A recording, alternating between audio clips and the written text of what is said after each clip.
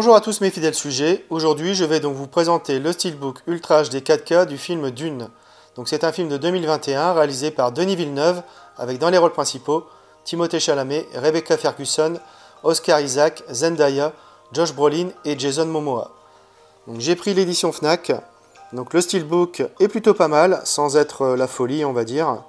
Donc on retrouve ici deux personnages qui sont en train de marcher dans une dune, voilà, exactement comme le titre.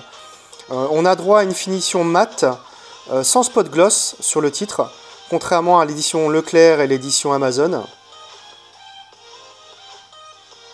Alors clairement, le plus beau steelbook des trois selon moi était l'édition Amazon, mais cette teinte orangée n'existe pas dans le film, donc ça me paraissait plus cohérent que mon choix se porte sur l'édition Fnac.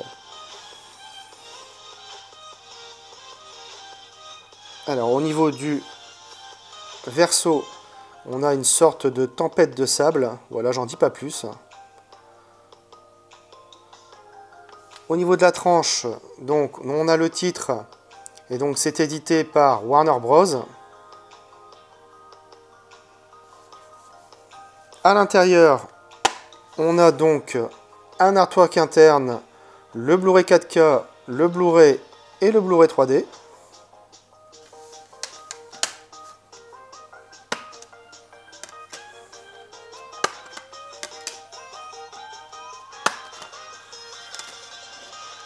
Voici ce que donne l'artwork interne une fois déplié. Donc on peut constater qu'il y a une belle continuité, franchement. Alors en le dépliant de l'autre côté, pareil, une très belle continuité, franchement. Vraiment superbe. En ce qui concerne l'image, le film a été tourné en 4,5K. On a droit donc à un master 4K. Et tout y est, de la finesse du grain et des textures à la netteté des objets et des ornements, en passant par les plans larges et aériens, c'est vraiment superbe. Le Dolby Vision améliore non seulement le rendu des dunes de sable doré et les particules d'épices, mais il fait aussi ressortir la richesse des boucliers énergétiques des combattants, sans oublier les yeux bleus caractéristiques des Fremen. Donc c'est vraiment lumineux et très coloré.